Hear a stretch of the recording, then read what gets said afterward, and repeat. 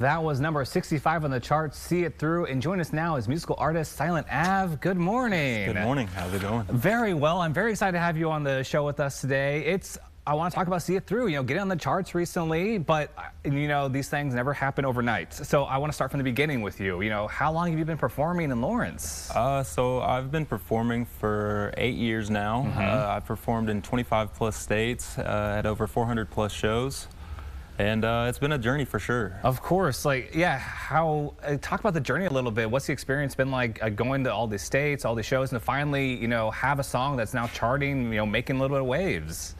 So in the beginning, it was a lot of pay to play, getting onto shows and just kind of building my repertoire and slowly just building my EPK to get on bigger and better shows with more crowd attendance and just developing my kind of reputation to get out to different states.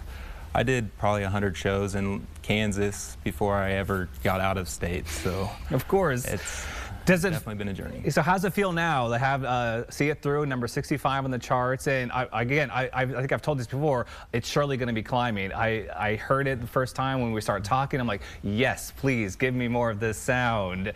And does it feel like you've accomplished something now, or does it feel like you're still striving for more? It's a little bit of both. I definitely feel great. And being independent, having no label backing, it's kind of unheard of to get on the charts, and so just to have that kind of momentum building and that kind of support from the radio stations, because it's all based on radio spins to get on the chart, and so we're competing with mainstream artists that have $1 million budgets, and so for us to be number 65, it's pretty good. That's wonderful. If someone's watching this right now, maybe there's a radio station that's going to be watching this clip.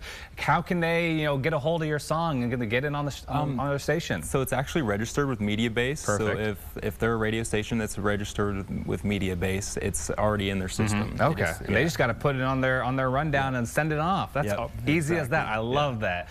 And so now you're climbing here. What's next for you? Are you working on new songs, new albums? So I'm currently working on a country album and a rock project, but I also just got booked by Mammoth, which is a huge production company. So I have a show March 21st out at Record Bar in Kansas City. Awesome. I'll be headlining it. So. Okay, so that's a lot of work. Any other shows we should kind of look out for you coming up here? I have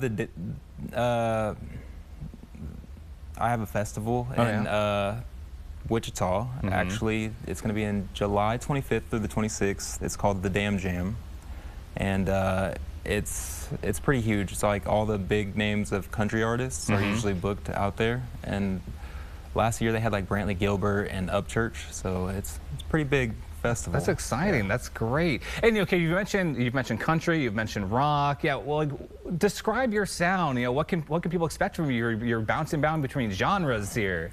They can expect a little bit of everything. So I do rap, rock, country. I have a little bit of Afrobeat stuff, some punk rock stuff.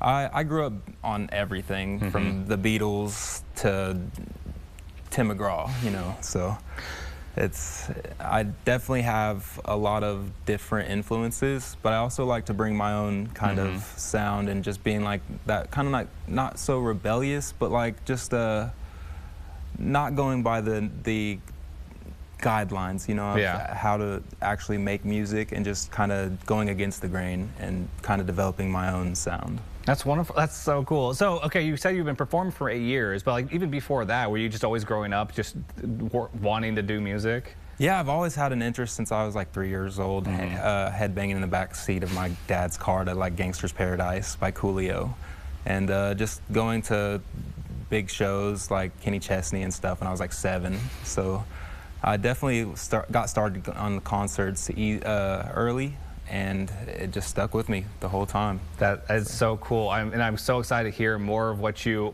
have. Again, like See It Through is such an amazing song. I really hope to hear it more on the radio. And you have some other songs out there. I was listening on YouTube. What's a personal favorite song of yours that you have that you think should also be charting along with See It Through? So I mean, one of my personal favorites is Round Here. It's probably like as country as I can get. It's a very stomp your boots kind of song, and I have a song called Loser, which is just a lot of the times in life people like try to put you down, and it's just kind of like I'm not a loser, I'm a winner, and kind of finding that out, you know. I love that.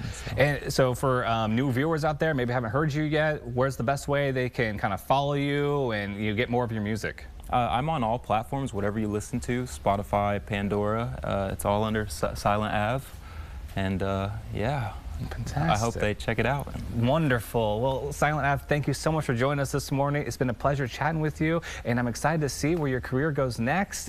Again, see it through. This is not the highest we've seen it, and I don't think this is the first song we've seen on the charts for you. Oh, yeah, for sure. And remember, everyone, please follow Silent Ave across social media to get new music as he develops. Yes.